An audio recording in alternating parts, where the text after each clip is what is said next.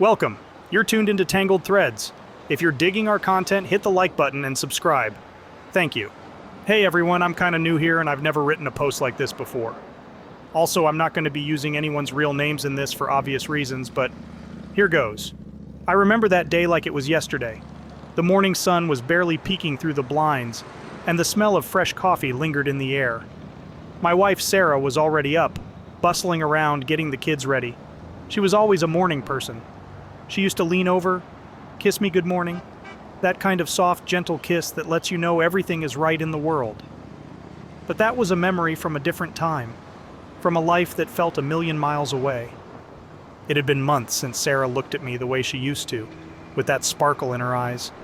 There was this cold distance between us that felt like a gaping chasm. She'd been going out a lot lately, always with the kids, leaving me behind with a mumbled excuse and averted eyes. Our kids, little 6-year-old Emma with her wavy golden hair and Johnny, only 4, with eyes as wide and blue as the ocean, they'd been acting different too. Quieter, reserved, like they were carrying a secret too heavy for their tiny shoulders. I had planned on confronting Sarah that day.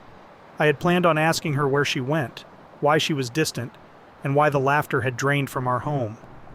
I was lost in thought, staring at the vacant space at our dining table, when my phone rang. It was a number I didn't recognize, but the voice on the other end was unforgettable. It was the kind of call that turns your blood cold. "Mr. Anderson, your wife is being placed under arrest. She left Emma and Johnny in the car unattended." The stern voice of Officer Daniels rang through the phone. I was hit with a wave of confusion and terror. My heart raced as I grabbed my keys and sprinted to the car. When I got there, it was a scene of pure chaos. There were police cars, their lights painting eerie strobes in the morning light.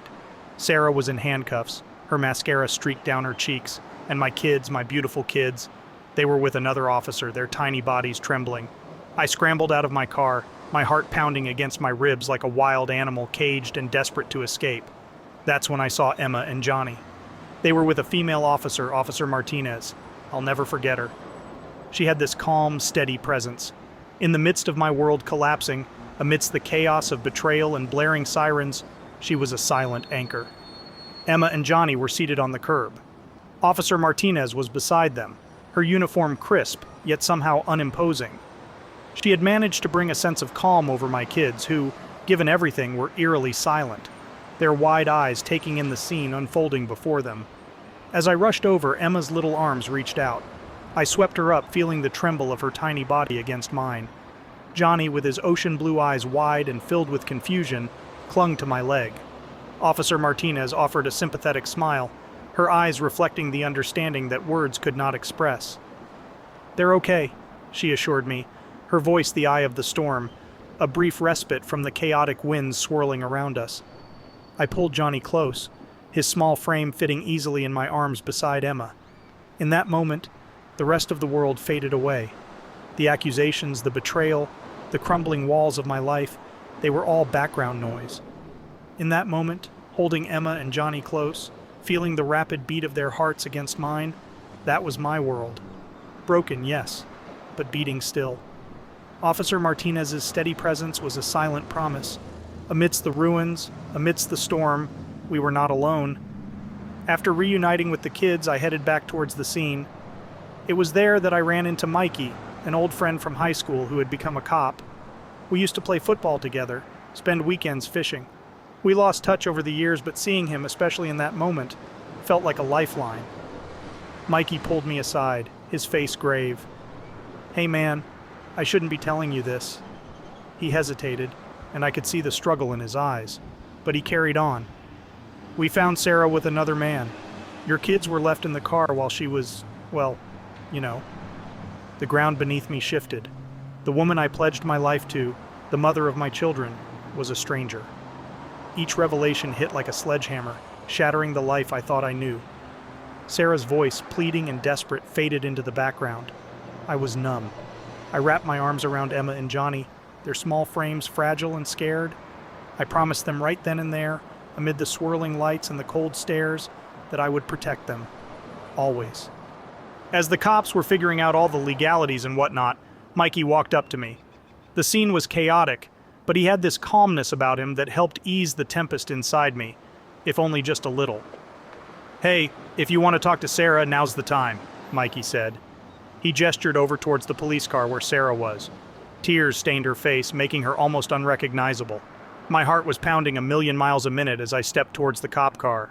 The anger, the confusion, the betrayal. It all swirled inside me like a hurricane.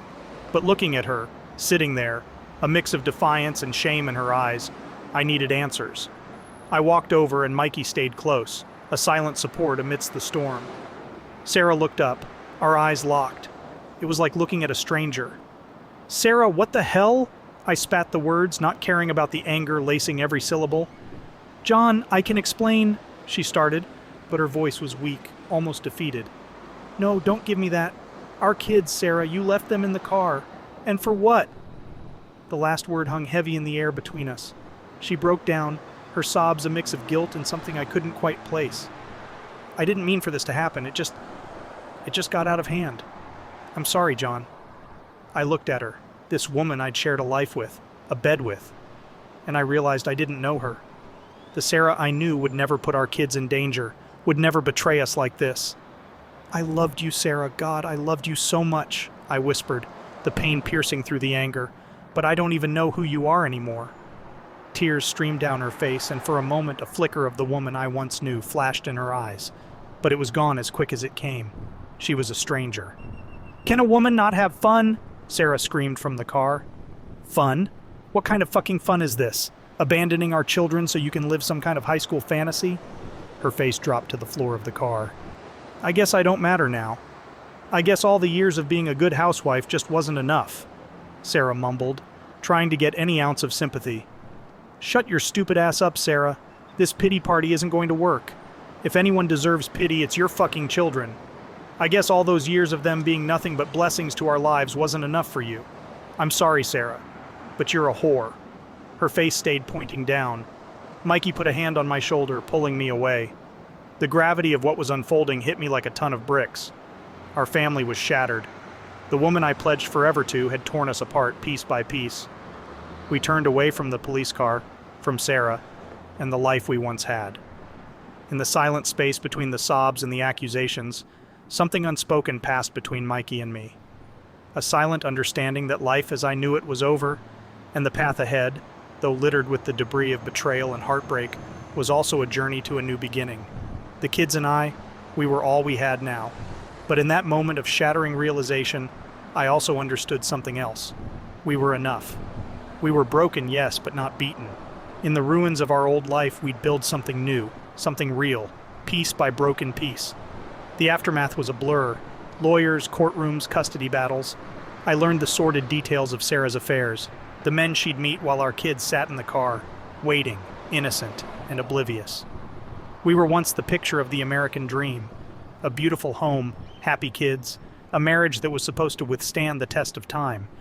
But beneath the surface, hidden behind forced smiles and family portraits, was a lie that would ultimately unravel us. Our divorce was final last month. The kids and I, we're a team now. It's not easy. Some nights I can still feel Sarah's absence, the cold void she left behind. But there's a resilience in us too, a strength forged from pain, betrayal, and the unwavering love I have for my children. Emma and Johnny, they're healing. Kids are remarkable that way.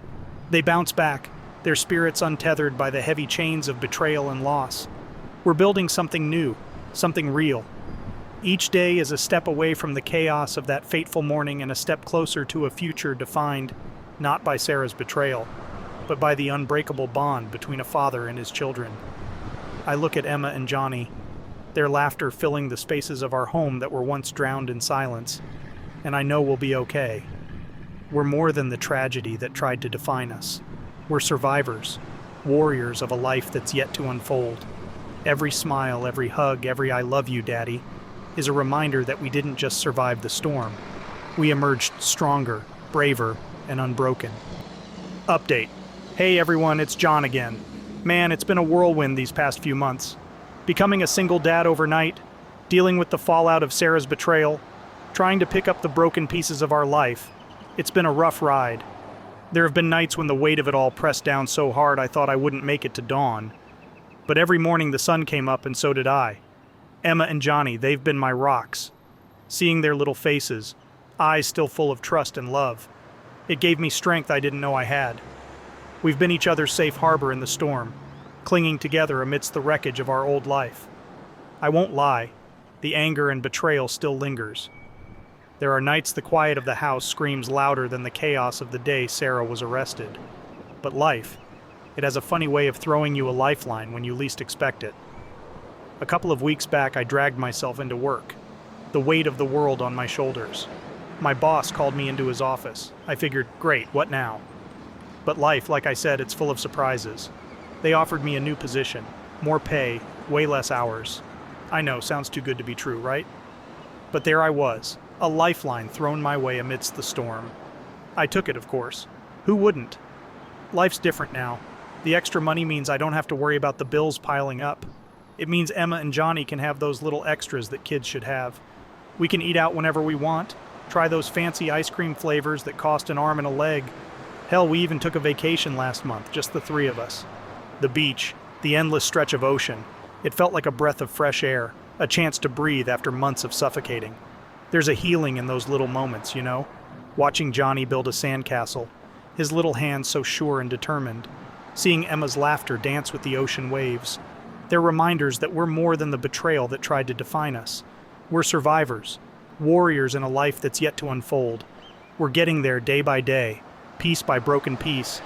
I'm not the same man I was before, and maybe that's a good thing. The scars are there, but so is the healing. Every smile, every hug, every "I love you, Daddy." They're the stitches sewing us back together, stronger and more resilient than we were before. Life threw us a curveball. It shattered us. But here we are, picking up the pieces and building something new. It's not the life I planned, but maybe, just maybe, it's the life we were meant to have all along. We're okay. More than okay, actually.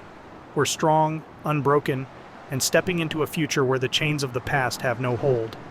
Every sunrise is a new beginning, and let me tell you, we're just getting started. God, running this channel is difficult. How am I supposed to find a woman I can trust when I keep reading these all the time? Did anyone ever think of that? Anyways, what do you think? Let us know your thoughts in the comments section below. When you subscribe, click the notification bell. Click here for more Tangled threads.